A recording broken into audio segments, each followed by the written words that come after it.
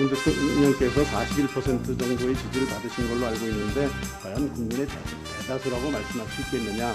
그게 전체적인 관련된 내용의 전부입니다. 근데 국민들께서는 감사 결과가 지연되는 이유에 대해서 걱정이 많으십니까? 감사 저항이 굉장히 많은 감사였습니다. 산업부 공무원들이 관계 자료를 거의 모두 삭제했습니다. 복구하는 데도 시간이 걸렸고 또 진술받는 과정에서도 상당히 어려움이 있었습니다. 그리고 그 감사 범위가 한계가 없다 보니까 무한정 불러놓고 막 다그치고 막 내놓으라고 해가지고 결론을 정해놓고 하는 것 아니냐라는. 그래서 감사를 하라 그랬고 그때 경제성 평가에 문제가 있는 것 같으니 그걸 보라 그래서 저희들이 본 겁니다. 어떤 목적을 가지고 감사했다 이런 거에 대해서는 저희는 동의할 수 없고요. 우리 감사원장께서는 이 언젠가부터 좀 핍박을 받는다. 재미 있는 소개이다. 이런 평가도 있기 때문에 제가 여쭤보는 거예요. 핍박 말씀하시는데 저 핍박받고 전혀 그렇게 생각하고 있지 않습니다.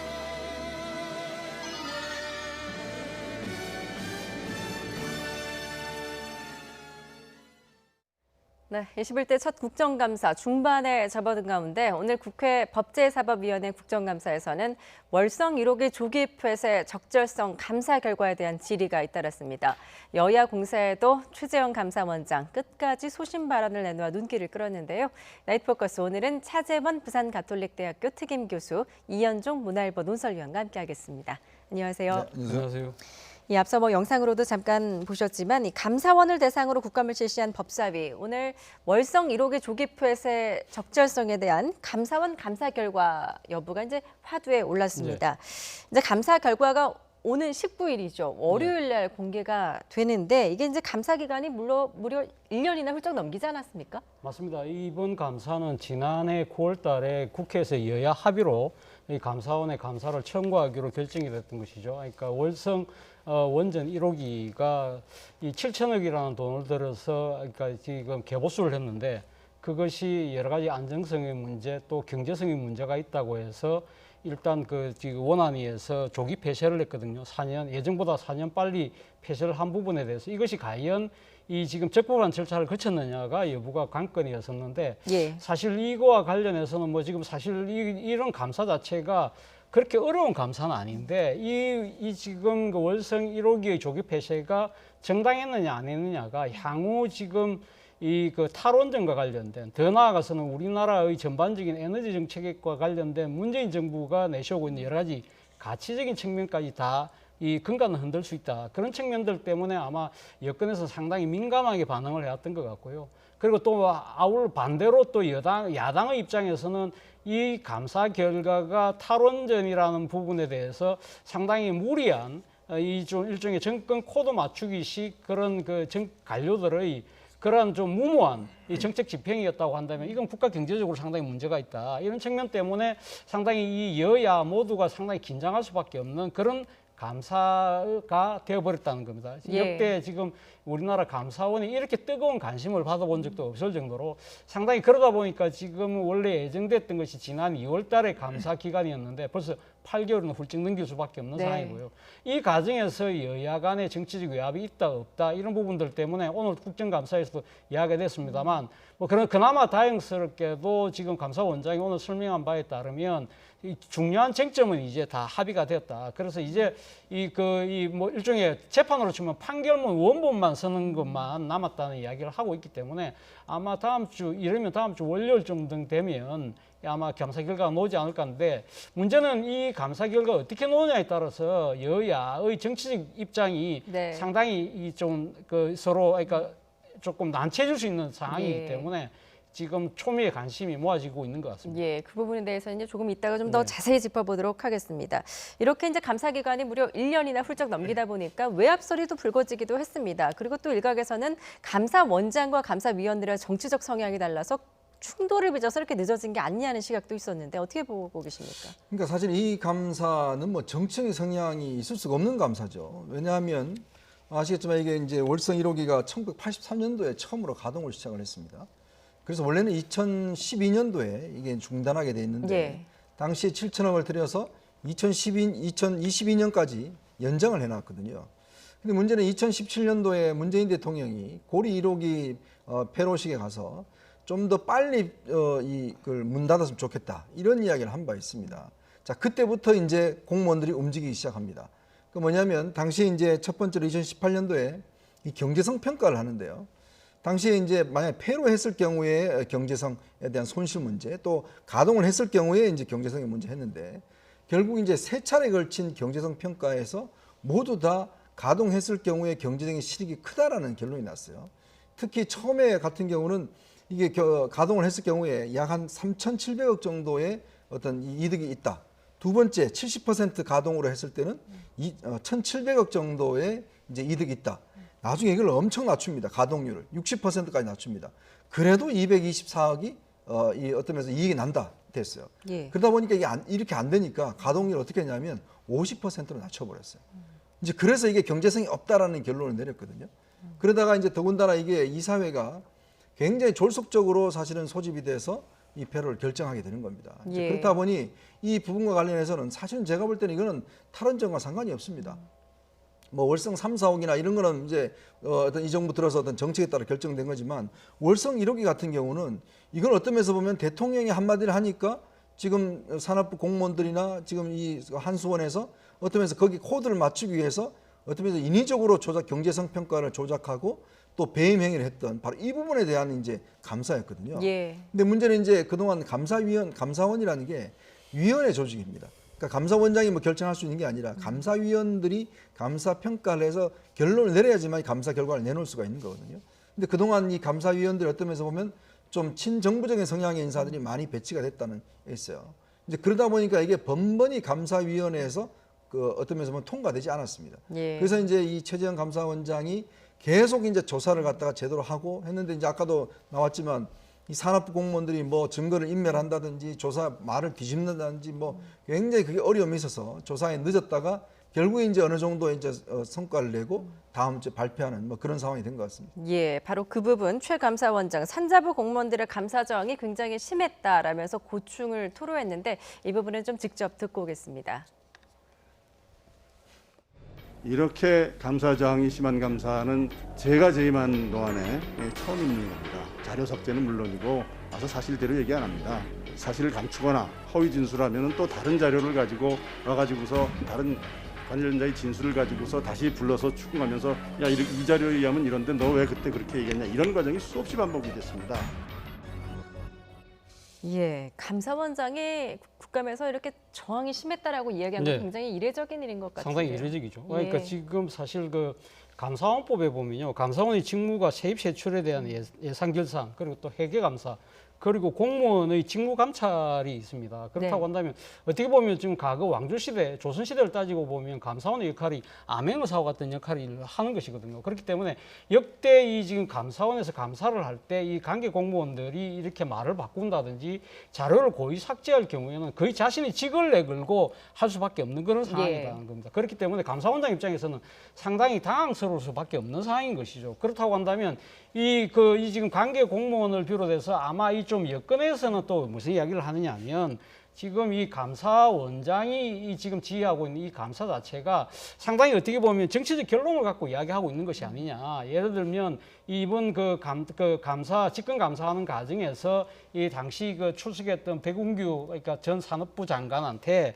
지금 대선 공약이 국민의 뜻이냐, 대선 공약에서 탈원전이 공약됐다고 해서 41% 얻은 대통령의 공약이 어떻게 다 전체 국민의 뜻이냐는 식으로 이야기를 했다.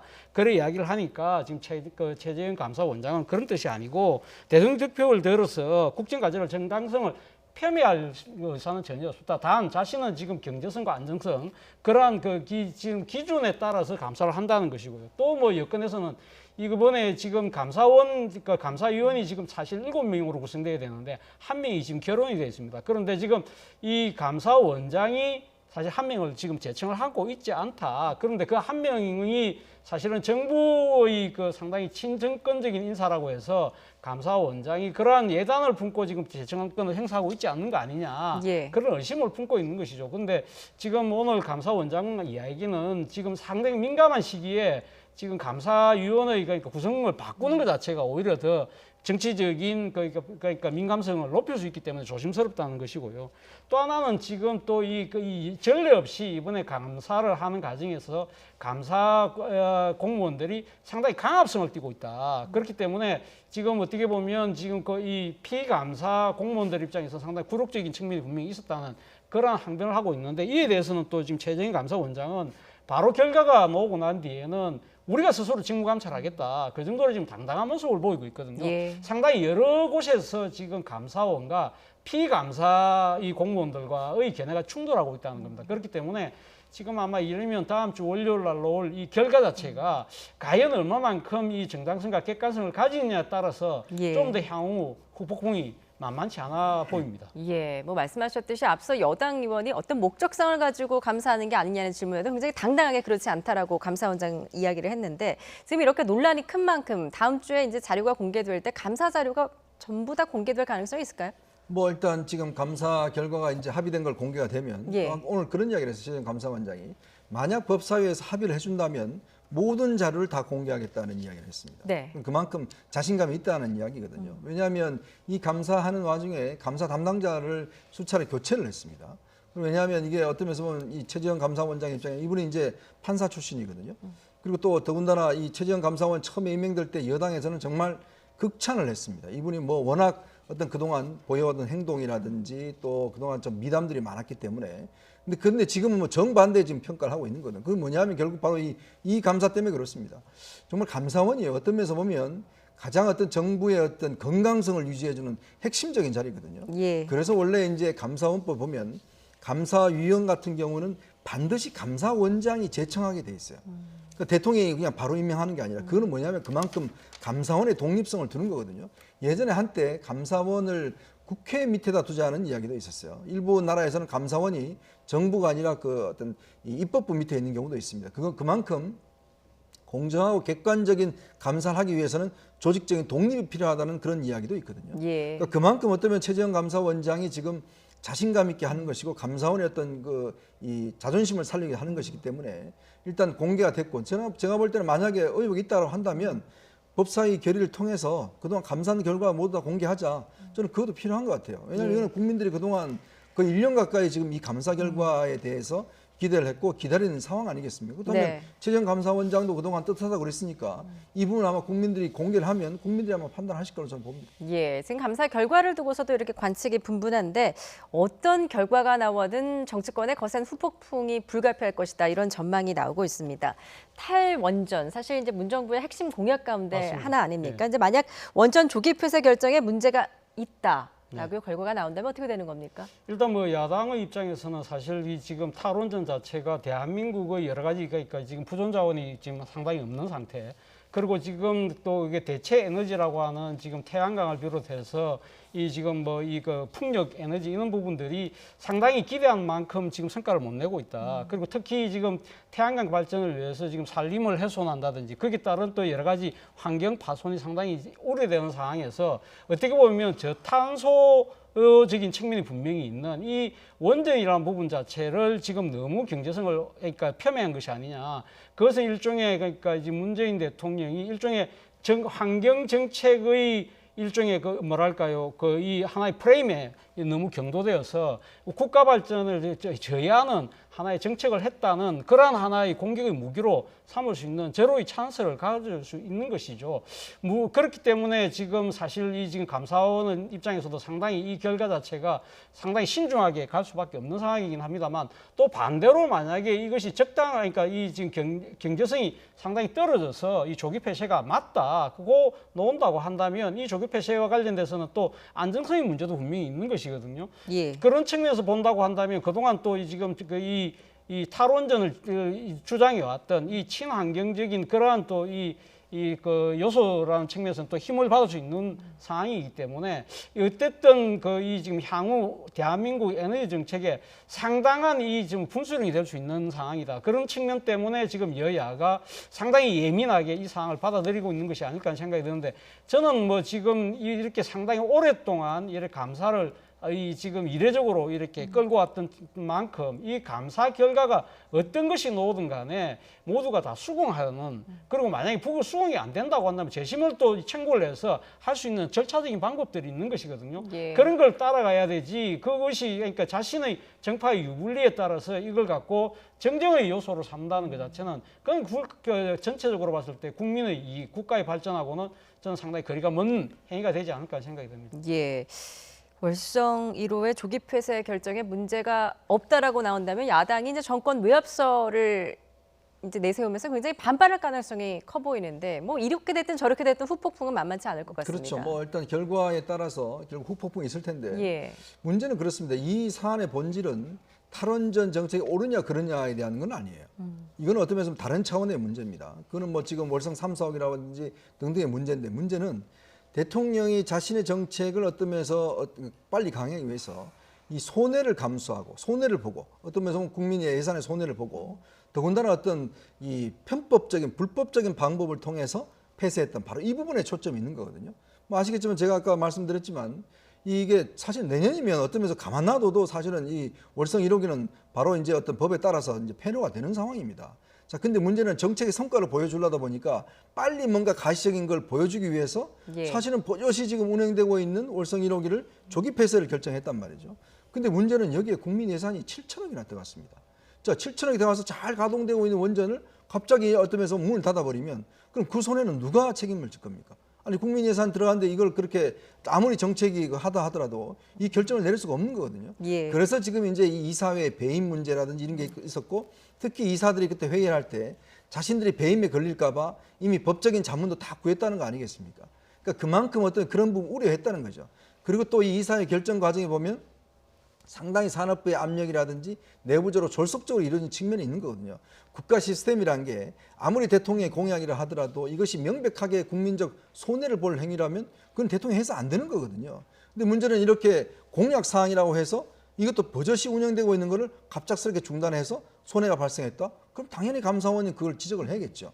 그러니까 그렇기 때문에 이 문제는 어떤 면에서 보면 요 사안에 저는 집중을 했으면 좋겠어요. 네. 이게 결론이 나오면 이게 뭐 봐라 이게 탈원전 이게 옳지 않느냐 등등 이런 논쟁에 가버리면 이 어떤 면에서 보면 이 논쟁이 굉장히 희석될 수가 있어요. 예. 문제는 이 어떤 면에서 보면 잘 운행되던 원전을 어떤 대통령의 공약사항에 맞춰서 편법과 불법을 동원해서 중단했느냐, 여기에 국민적 손해가 있었는데 이걸 누가 책임지느냐, 바로 이 부분이 바로 감사의 저는 핵심적 결과라고 봅니다. 예, 이러면 오늘 19일 나올 감사 결과 일단 좀 지켜보도록 하겠습니다. 이런 가운데 최 원장, 오늘 여야 의원들 사이에서 좀 곤욕을 치르면서 난감한 표정을 감추지 못했는데요. 또 끝까지 소신 발언으로 또 일관하는 모습도 보여줬습니다. 이 모습도 직접 보고 오시죠. 이 민주적 통제라는 것, 이게 어떻게 보면은 여권에서 하고자 하는 대로 가겠다, 이렇게 해석들이 많이 되거든요. 그리고 또 우리 감사원장께서는 이 언젠가부터 좀 핍박을 받는다, 제2의 윤석열이다, 이런 평가도 있기 때문에 제가 여쭤보는 겁니다. 저한테 답변을 해야 될 사항입니까? 네, 답변이 어렵다고 그러면은 답변이 뭐 핍박 어렵기 때문에 말씀하시는데 저 핍박받고 전혀 그렇게 생각하고 있지 않습니다. 네. 예, 오늘 국감장에서 특히 야당 의원들 사이에서 이 핍박이라는 단어가 자주 등장했던 것 같습니다. 네. 제2의 윤석열이라는 평가도 나왔는데 이렇게 조수진 의원이 물었는데 그렇게 생각하지 않는다. 핍박받고 전혀 그렇게 생각하고 있지 않다라고 소신 발언을 했습니다. 어떻게 보셨습니까? 뭐 야당 의원의 입장에서 보면 지금 나름대로 지금 이렇게 자신의 직분에 상당히 충실하는 모습, 그리고 또 특히 이 지금의 여건의 외압으로 지금 볼 수 있는 여러 가지 압력에도 지금 버티고 있는 이 모습들에 대해서 아마 박수를 치고 싶었겠죠. 그래서 아마 제2의 윤석열 검찰총장이라는 아마 평가를 붙여주고 싶었는지는 모르겠습니다만, 저는 야당 의원들 이러한 접근 자체가 저는 상당히 문제가 있다는 생각이 듭니다. 설사 지금 만약에 지금 최재형 감사원장이 제2의 윤석열 총장으로 비유되는 상황이라고 한다면 그 어떤 결과가 나온다고 하더라도 그것을 그러면 이 지금 이 여당은 물론 나아가서 일반 국민들이 그걸 제대로 받아들일 수 있을까요? 오히려 이러한 그러니까 감사원의 객관적이고 중립적인 감사 결과를 오히려 정치적으로 상당히 그러니까 질타를 받을 수 있고 정치적인 의도에 경도되었다는 그런 비난을 자초할 수 있는 빌미를 야당 의원들이 지금 제공하고 있는 것이 아닐까 하는 생각이 듭니다.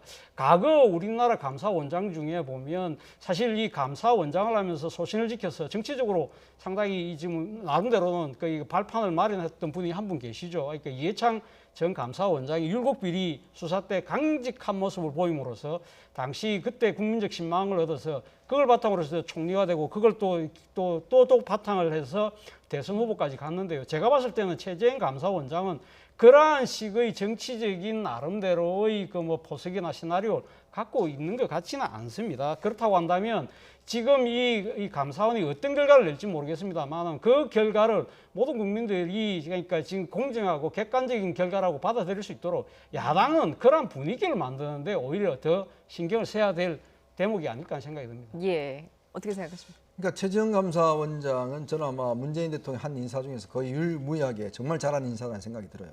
정말 감사원장은 저렇게 해야 예. 됩니다. 왜냐하면 많은 공직사회 뭐 장관들이 대통령한테 코드를 맞추려 하고 있지만 어쩌면 누구 하나는 중심을 지키는 사람이 필요하거든요. 그래야지만이 어떤 면에서 보면 정부를 견제할 수가 있습니다. 내부에 또 건강성을 유지할 수가 있어요. 자, 지금 청와대에 특별감찰관이라는 제도가 있었습니다. 근데 그 지금 제도가 있어요. 근데 지금 임명이 안 되고 있습니다. 지금까지도. 자, 그래서 요즘 계속 청와대 내부에 지금 민정수석실의 문제 등등이 지금 발생을 하고 있습니다.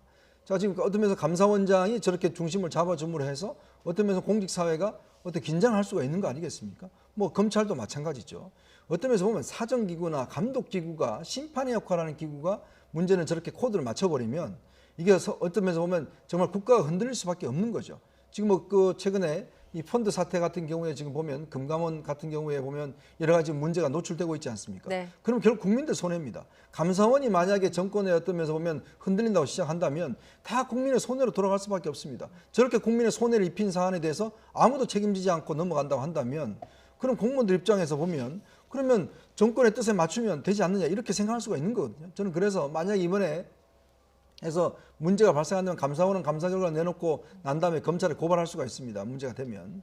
저는 아마 이번 기회를 통해서 정말 공직자가 지켜야 될 일이 뭔가 자신의 직분은 결국은 어떤 면에서 보면 정권에 충성하는 게 아니라 국민에 충성하는 것이고 국민의 예산을 정말 신중하게 쓰는 것이다. 이런 것을 한번 이번에 계기를 통해 좀 되새겼으면 하는 바람입니다. 예, 알겠습니다. 자, 다음 이슈로 좀 넘어가 보겠습니다. 추미애 법무부 장관 이야기인데요. 추미애 법무부 장관 자신의 집 앞을 찾아온 기자의 얼굴 등을 담은 사진을 SNS에 공개해서 또 논란이 되고 있습니다.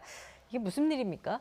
예, 오늘 이 추미애 장관이 오전에 자신의 소셜 미디어에다가 글을 하나 올렸어요. 네. 본인이 사실 오늘 출근하려고 나가려고 하니까 지금 집 앞에 지금 사진에 놓아다시피 지금 카메라 등 기자가 지금 뻗치기를 하고 있다. 속칭 말하는 뻗치기를 하고 있는데 자신은 지금 이 법무부 대변인을 통해서 미리 여러 언론사들에게 집 앞에까지 와서 하는 부분은 좀 자제해달라 이야기를 했고 그리고 또 9개월 동안이나 자신을 진짜 무차별하게 그러니까 이 지금 취재를 하고 이렇게 내보냄으로써 사실 사생활이 많이 침해가 되었다. 그리고 또 이 드나들 때마다 상당히 또 이 막무가내식 질의를 통해서 상당히 어떻게 보면 지금 자신이 그러니까 지금 이 장관을 업무를 하는 데 있어 상당히 이 여러 가지 지금 이 상당한 경우를 많이 당했다면서 흉악범 대하들 앞뒤에 안 맞는 질문도 퍼부었다는 이야기까지 했거든요.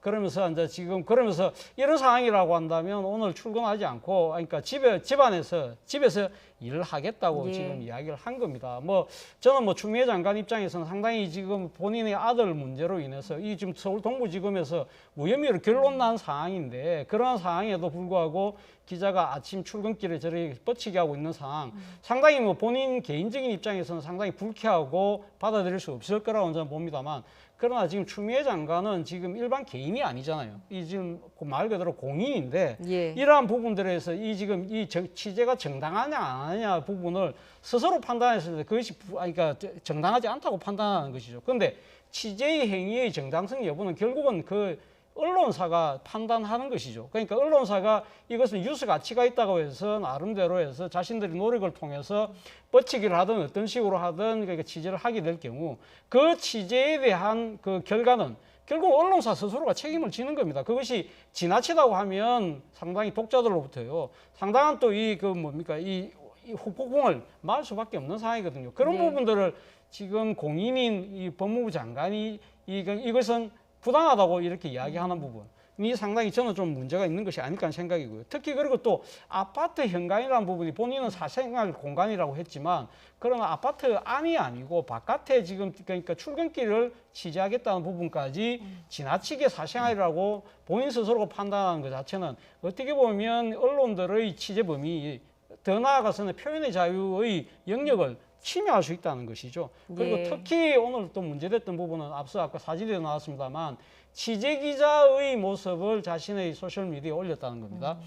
지금은 아까 지금 이 기자의 얼굴이 모자이크가 처리가 되어 있습니다만 초창기에는 이 기자의 얼굴이 그대로 드러났습니다. 그렇다고 한다면 본인을 지지하는 또 더 나아가서 여권 지지층들로 하여금 이 특정 기자에 대해서 일종의 뭐랄까요? 그 지금 일종의 좌표찍기랄까요? 이런 예. 표현을 쓰는데 상당히 그 특정 기자에 대해서 지지층들로 하여금 이 상당히 비난을 할 수 있도록 그러한 쪽으로 이렇게 몰고 간 것이 아니냐는 그러한 비난도 받고 있다는 겁니다. 이런 부분들은 저는 사실 어떻게 보면 이 지금 그 표현의 자유, 언론의 자유 이런 부분들과 분명히 상충하는 부분이 있다. 그렇다고 한다면 추미애 장관 입장에서는 억울한 부분이 있다 하더라도 오늘 행위는 좀 과했다는 생각이 듭니다. 예. 속칭 뻗치기, 기자들의 은어로 이제 뻗치기라고 표현하는데 이제 취재원을 하루 종일 이제 기다리면서 대기를 하면서 취재하기 위해서 하는 행위를 뻗치기라고 말하는데 이게 과연 사생활 침해냐 아니면 국민의 알 권리를 위한 언론의 정당한 취재 권리냐 어떻게 보십니까? 과연 우리나라의 국무위원, 법무장관의 사생활이라는 게 어느 정도까지 인정이 돼야 되나? 예. 자, 어떤 면에서 보면 이런 그 기자가 어떤 면에서 취재가 싫으면 공직 그만하시면 됩니다. 아주 깨끗한 그런 문제 해결 방법이 있어요. 자, 어떤 면에서 보면 지금 공직자지 않습니까? 이분도 더군다나 오선 의원의 여당 대표를 했지 않습니까? 그동안 숱하게 기자들이 뭐 매일매일 취재를 했고 매일매일 자신의 전신사진 다 찍었습니다. 근데 이제 와서 유독 왜 전신사진을 찍느냐라고 이야기를 하시는데 아니 그 법무장관이 지금 현재 언제 어떤 언론의 입장에서 보면 가장 핫한 이슈지 않습니까? 그럼 이분이 취재하는 건 당연한 거 아니겠어요? 자, 근데 지금 본인은 왜 찍느냐? 그리고 이 사람 때문에 뭐 출근을 못 하겠다. 아니 이 기자가 지금 출근을 막았습니까? 뭐 어떻게 했습니까? 자, 근데 지금 본인이 그런 이야기를 남겼단 말이죠. 예. 아시겠지만 어떤 면에서 보면 일본의 총리 같은 경우는 기자들이 총리 공간에 24시간 대기하고 있습니다. 총리가 1분 단위의 분 단위에까지도 전부 다 기자들이 취재를 하고 나올 때 묻고 총리는 아무 거리낌 없이 기자들과 대화하고 질의에 응답합니다.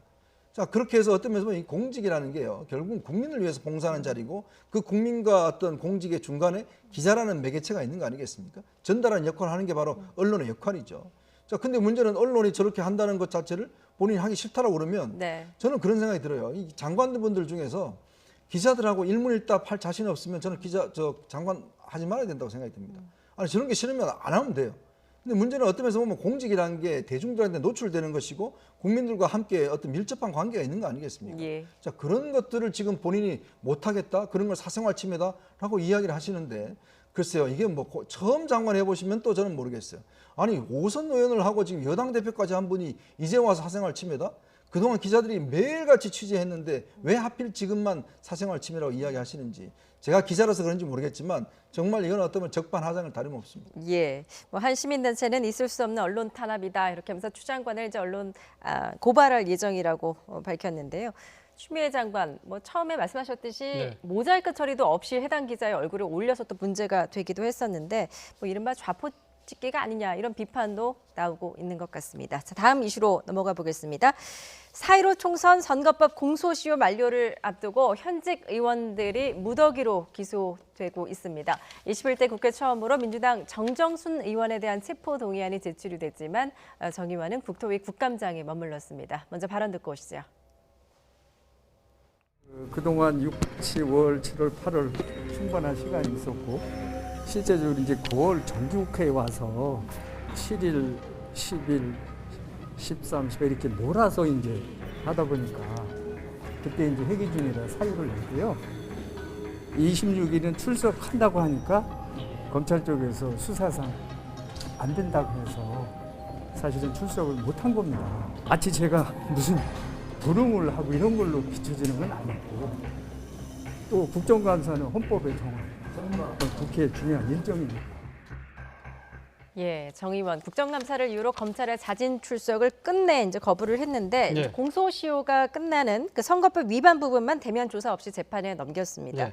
또다시 방탄국회가 재현된 게 아니냐는 비판도 나오고 있는데요. 뭐 결과적으로 지금 그런 셈이죠. 예. 그러니까 물론 뭐 검찰의 입장에서는 지금 다른 또 혐의들 있지 않습니까? 뭐 정치자금법이라든지 개인정보보호법 같은 경우는 일단 지금 뒤로 밀어놨기 때문에 아마 지금 체포영장이 발부된 부분은 아마 국회 28일 날 소집되는 국회 본회의에서 정경순 의원에 대한 체포동의안 여부가 아마 표결 붙일 수는 있습니다만 예. 가장 핵심적인 지금 사안인 일단 선거법 위반 부분은 결국은 한 번도 조사도 없이 오늘 공소시효 때문에 지금 오늘 기소를 한 거죠. 그러니까 지금 뭐 그 민주당에서는 사실 국회법 따라서 한다고 했고, 그리고 지금 국정감사 중이기 때문에 지금 갑자기 본회의를 소집할 수 없었다, 뭐 그런 예. 여러 가지 이유를 대고 있습니다만, 지금 야당의 입장에서는 이것이 과연 공정하냐는 의문을 표할 수밖에 없는 것이죠. 오늘 뭐 주호영 의원도 같은 사건이 민주당 아닌 다른 당 소속 의원이 이런 경우가 있었을 경우에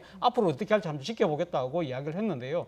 어쨌든 제가 생각했을 때는 지금 정경순 의원의 이 이야기자, 오늘도 뭐 결국은 지금 출두를 안 한 이유가 국정감사를 지금 핑계를 댔는데요. 뭐 우리 속담에 있는 말 있지 않습니까? 핑계 없는 무덤 없다고. 본인이 사실 뭐 지금 그 이 나름대로 출두해서 이 자신의 혐의에 대해서 소명을 하고 정정당당하게 밝히려고 했다고 하면, 다 의지만 있다고 한다면 저는 언제든지 가능했을 것이다. 물론 뭐 본인이 그러니까 좀 뭔가 좀 저린 구석이 있었기 때문에 출두를 하지 않았는 생각이 듭니다만, 어쨌든 지금 본인의 그 지금 관련된 혐의가 지금 일단 선거법은 일단 재판에 붙여졌기 때문에 법정에서 이와 관련해서는 아마 재판부가 이번에 이 지금 이 방탄국회에서 이 숨은 이 행위에 대해서는 아마 엄중하게 들여다보지 않을까 하는 생각도 해봅니다. 예, 검찰은 이제 공소시효가 남은 혐의에 대해서는 이제 계속 수사를 하겠다라고 밝혔고, 또 체포동의안 효력도 남아 있습니다. 오늘 28일 여야 합의로 이제 체포동의안 상정 가능성 어떻게 보십니까? 그러니까 저는 뭐 상정 가능성은 뭐 어느 정도 있다고 보긴 하지만 저는 반드시 해야 된다고 봅니다. 이게 네. 왜냐하면 지난번 국회 때도 그렇지만 국회가 자신들이 그렇게 이야기했던 게 뭐냐면 특권을 없애겠다. 자, 그리고 방탄국회의원인가 하지 않겠다. 라는 것도 국민들 앞에 그렇게 약속을 했지 않습니까? 근데 정작 또 일이 벌어지니까 또 그냥 흐지부지 하려고 그러는 거죠. 그러니까 어떤 면에서 보면 지금 뭐 그동안 논의되어 왔던 게 국회의원의 수많은 특권들 중에서 어떤 이런 부분을 좀 폐지해야 된다라는 이야기에서 더군다나 제일 중심적인 게 바로 이 체포동의안입니다. 사실 그동안 보면 국회의원들이 아무리 자신은 뭘 일을 저질러도 출두하라고 출두하지도 않고, 또 체포동의안이라는 방탄 뒤에 숨어서 어떤 면에서 보면 그냥 흐지부지 넘어가고, 뭐 이런 식의 지금 행위들이 굉장히 많았거든요. 예. 그러면서 본인들은 사실 법을 만드는 사람들이에요. 법을 만드는 사람들 이야기는 뭐냐면 결국 국민들이 볼 때는 아니 그러면 국민들은 다 가서 조사받습니다. 검찰이 오라 그러면 다 가서 받아요. 그게 일반적 국민들의 정서고 일반 국민들의 법치의식입니다. 근데 지금 어떤 면에서 입법을 한다는 국회의원들의 법치의식이 뭔가 지금 자꾸 어떤 면에서 피하려고 하고 자신은 특권이다라고 이야기를 한다면 과연 국민들이 동의를 하겠습니까?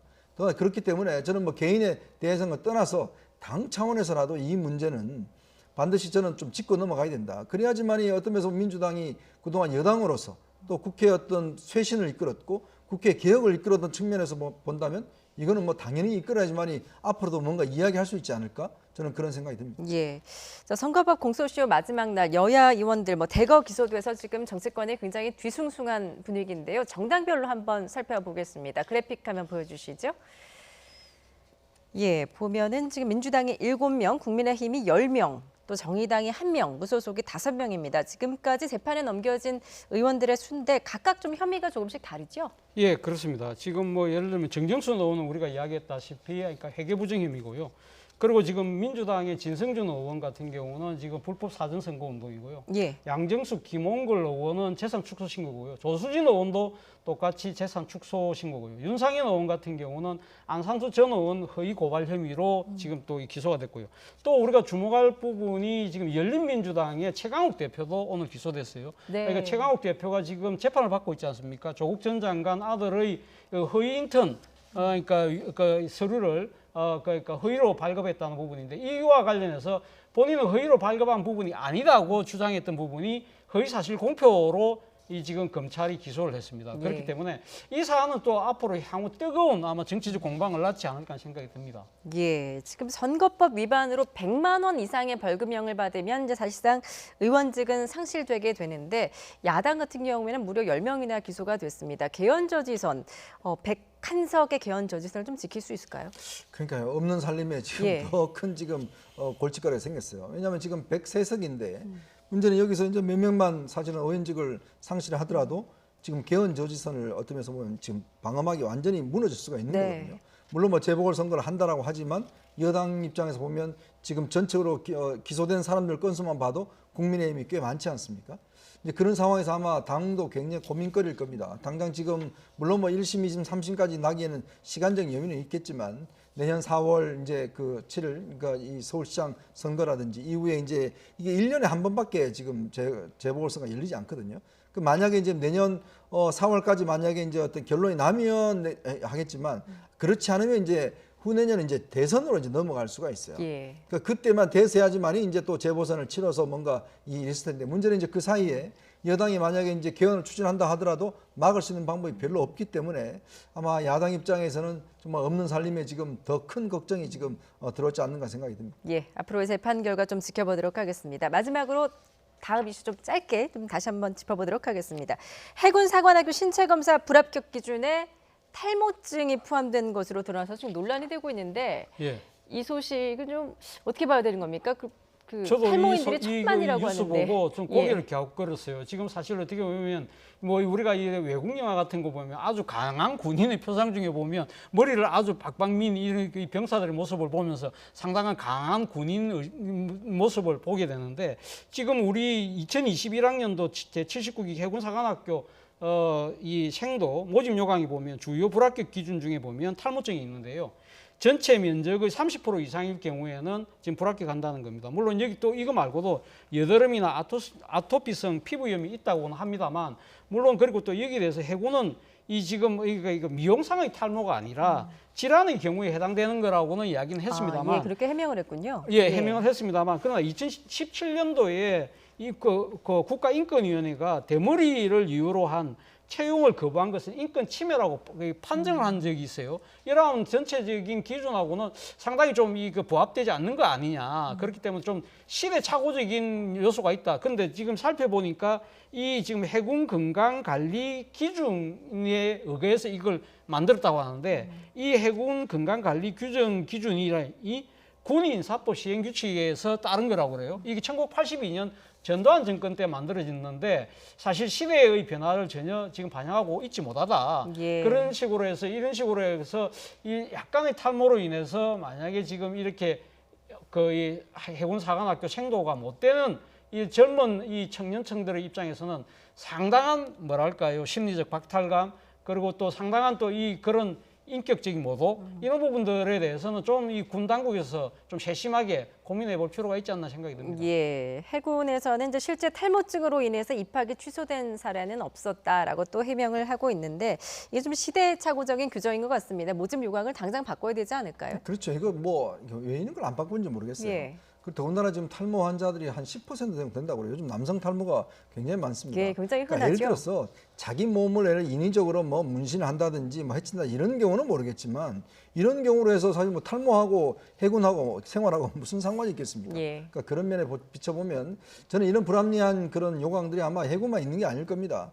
근데 문제는 이게 우리가 안 바뀌어요. 이게 문제가. 각 단위마다 보면 그냥 이런 걸 그냥 방치하고 말거든요. 나중에 문제되면 이게 또 이제 하는데 예전에 뭐 일제시대에 있던 원칙까지도 지금까지도 있는 경우도 있고 일본에서 우리가 많이 가져왔기 때문에 지금 법원 같은 경우도 이제 그런 걸 지금 많이 바꾸기 시작하거든요. 그러니까 각 단위에서 정말 예전에 어떤 현실과 맞지 않는 제도는 빨리빨리 좀 바꿔서 이런 좀 미래의 어떤 지향점을 둬야 되지 않겠는가 생각이 듭니다. 예, 알겠습니다. 해군사관학교의 황당한 모집 요강 내용까지 짚어봤습니다. 차재원 부산 가톨릭대학교 특임교수, 이현종 문화일보 논설위원과 함께했습니다. 잘 들었습니다.